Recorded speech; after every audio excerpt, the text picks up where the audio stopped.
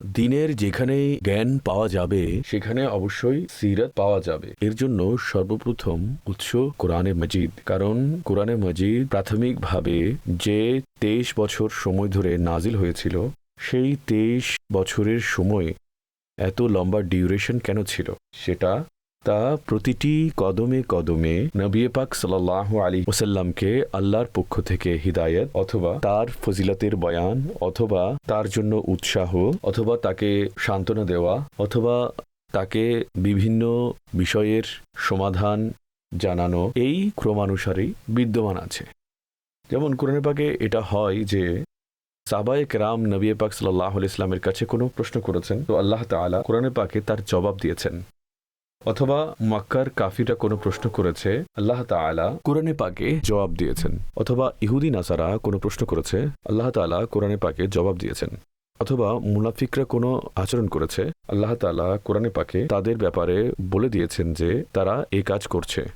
যদি আপনারা এই আয়াত এবং এই ঘটনাগুলো দেখেন, তো এই সবগুলোর মাঝে কি আছে? প্রত্যেকটি বিষয়ের সাথে সম্পর্ক নবী পাক সাল্লাল্লাহু আলাইহি ওয়াসাল্লামের জাতের সাথে রয়েছে। তো প্রত্যেকটি বস্তু যা কোরআনে পাকে বর্ণনা করা হয়েছে তা নবী পাক সাল্লাল্লাহু আলাইহি ওয়াসাল্লামের সাথে এসে সম্পর্কিত হয়ে যায়, কেবলমাত্র কিছু স্থান ব্যতীত যেখানে আল্লাহ তাআলার শ্রেষ্ঠত্বের বর্ণনা রয়েছে এবং তা শুরুর দিকে নাজিল করা হয়েছিল। অন্যথায় আপনি দেখে নিন, যেমন সূরা ইখলাসের কথা। সূরা ইখলাসের কোনো অবশ্যই শানে নজুল রয়েছে। কুফার এসে বলল, হে মুহাম্মদ সাল্লাল্লাহু আলাইহি ওয়াসাল্লাম, আপনি এটা বলুন আপনার রব কোন বস্তু দ্বারা তৈরি, স্বর্ণের, পিতলের, তামার, কোন বস্তুর?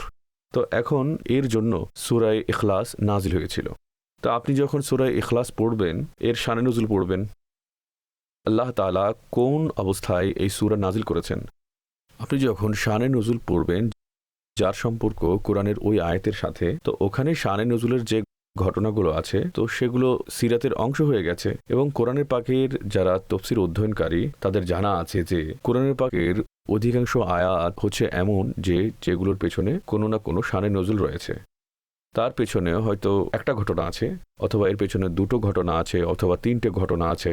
তো এইসব ঘটনার ক্ষেত্রে আল্লাহ পাকের পক্ষ থেকে যে হিদায়াত অবতীর্ণ হয়েছে তা হচ্ছে কোরআনে পাকের আয়াত। তারপর ওই বিষয়টি রয়েছে, যেমন আমি শানে নজুলের ক্ষেত্রে বলেছি, এগুলো ছাড়া কেবল ওই আয়াতগুলো যেগুলো নবী পাক সাল্লাল্লাহু আলাইহি সাল্লামের মর্যাদা, শ্রেষ্ঠত্ব, শান এবং আখলাক বর্ণনা করে, এই এমন আয়াতগুলোর সংখ্যা অসংখ্য, অগণিত। কিভাবে? উদাহরণস্বরূপ নবীর দরবারের আদব, যে তাকে রাইনা বলো না, অঞ্জুরনা বলো, তার দরবারে নীরব হয়ে বসো, তার আওয়াজের চেয়ে তোমাদের আওয়াজকে উচ্চ করো না, তাকে আহ্বান করা সাধারণ আহ্বান করার মতো করে ফেলো না, তার কোনো কার্যের উপর অগ্রসর হইও না, তার বারগাহে আওয়াজকে নিচু রাখো, যারা উঁচু আওয়াজ করে তারা বোধহীন। তো এখন যতগুলো বিষয় আছে এগুলো কোরআনে আছে, এগুলো হচ্ছে সিরাতের অংশ। এখন নবী পাক সাল্লাল্লাহু আলাইহি ওয়াসাল্লামের এমনিতেই যেসব ফজিলত রয়েছে, তিনি রাহমাতুল লিল আলামিন, তিনি খাতামুন নবিয়্যিন, তিনি কাফাতান লিন্নাস, সকল মানুষের জন্য আল্লাহর রাসূল।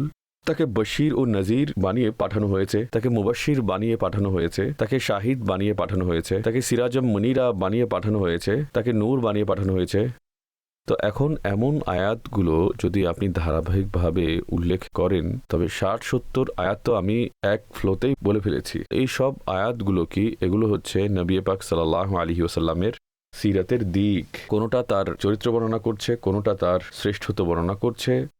সেই সংকলনের মধ্যে সেই আয়াতে মুবারাকা গুলো রাসূলুল্লাহর জীবনে তোমাদের জন্য সর্বোত্তম দৃষ্টান্ত রয়েছে। তো এটা সার্বিকভাবে পুরো কোরআনের উপর আমল করার সর্বোত্তম ফর্মুলা দেওয়া হয়েছে।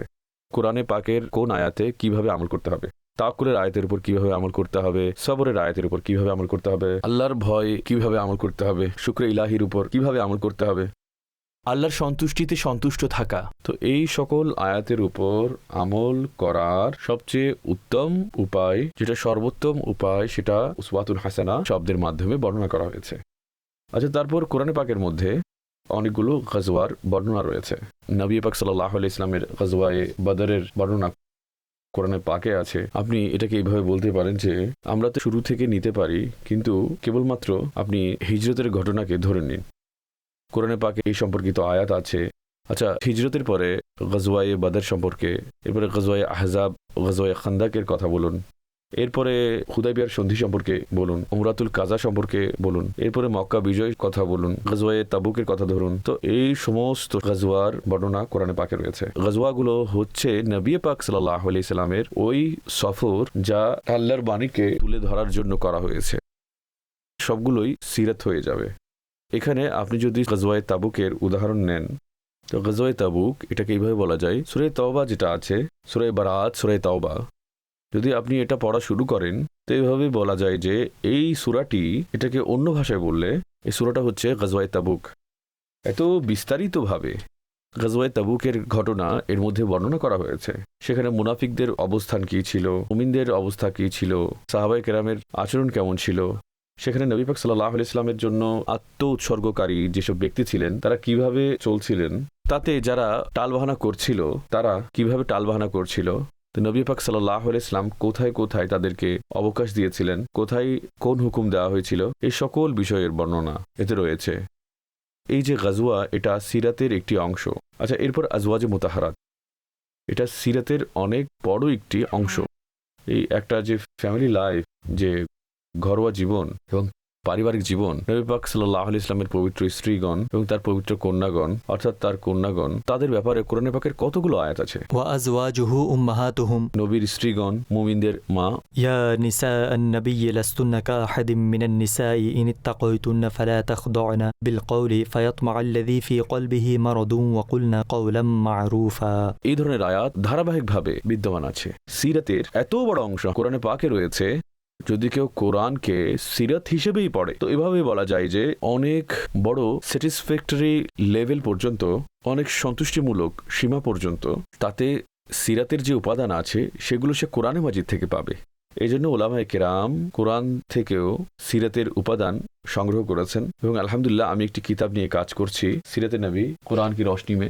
এটা প্রায় সম্পূর্ণ হয়ে এসেছে, প্রায় 700-800 পৃষ্ঠার সংবলিত, আর এখানে এতগুলো আয়াত সেখানে সংকলন করা হয়েছে। তো এখন ওইটা পড়ার সময় আমার এটা অনুভব হচ্ছিল যে সিরাতের এত বড় উপাদান কোরআনে মাজিদের মধ্যে বিদ্যমান আছে। তো এইভাবে আমরা বলতে পারি যে যেটা সর্বপ্রথম নির্ভরযোগ্য এবং বিস্তারিত বর্ণনা সেটা হচ্ছে কোরআনে মাজিদে।